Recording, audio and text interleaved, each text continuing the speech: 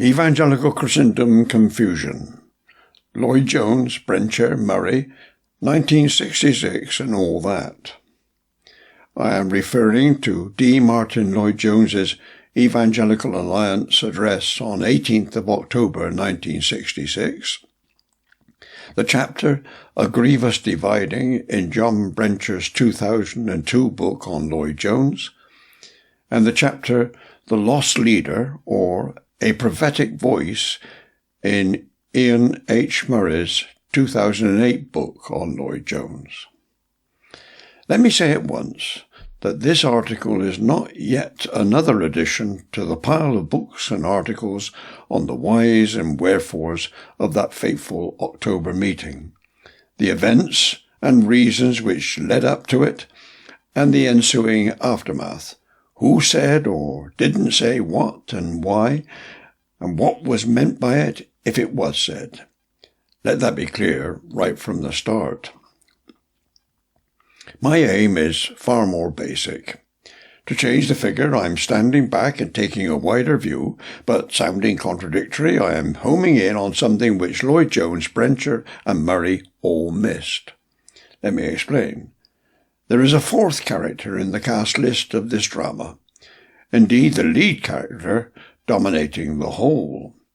The character in question, of course, is Christendom, Evangelical Christendom in particular. Hence my title, Evangelical Christendom Confusion. Christendom was in the driving seat in 1966. And though there are encouraging signs, flecks of straw in the wind, one might say, that a small but growing number of believers are showing concern about the devastating effects of Christendom, Christendom, alas, shows no sign of giving up its dominant role. Let me explain further. I am talking about the confusion, the ruinous confusion, that Christendom has imposed on the issues in hand. It did it in 1966. It continues doing it to this day. And this is more than a pity. It is a disaster. In truth, the entire debate foundered before it began. And it foundered because the three proponents I have selected were not really discussing Scripture, though they fundamentally thought they were. The truth is, they were arguing about concepts invented by Christendom and imposed on Scripture. Failing to deal with the vital, absolutely vital scriptural issues which were involved, they concentrated instead on Christendom concepts. But the scriptural concepts at stake are vital still, never more so than today. What were those vital issues? What are they now? The three were, and still are, what is the Evangelion, the gospel? What is the Ecclesia, the church? What is a Christianos, a Christian? Let me explain why I put the Greek first. We first meet these three words in the New Testament, in Greek.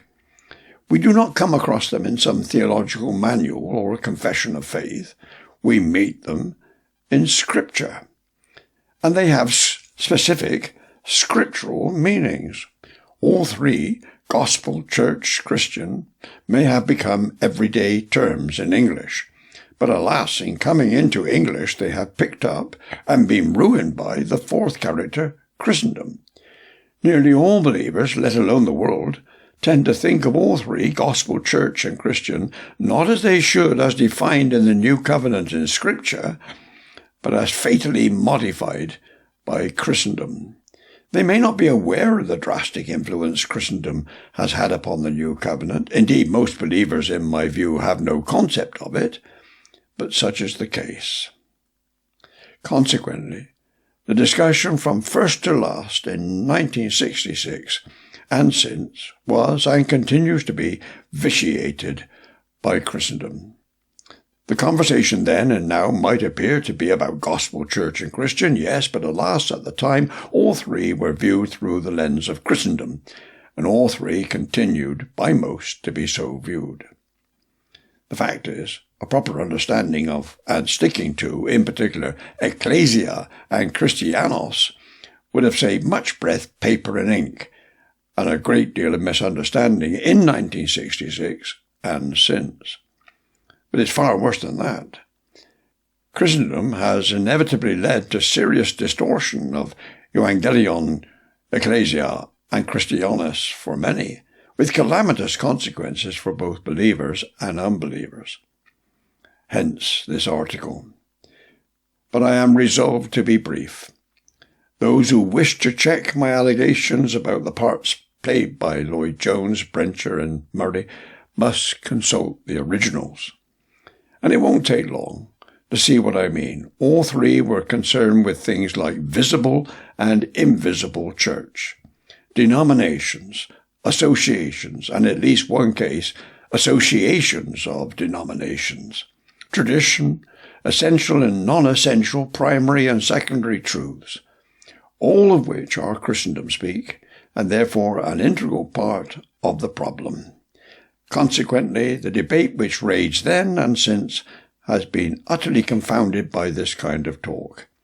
And the losers are, as I have said, the Evangelion, the Gospel, the Ecclesia, the Church, Christianos, Christian, and of course several other major New Covenant principles and practices have been caught up in the general confusion, such things as what is scriptural separation, what is scriptural evangelism.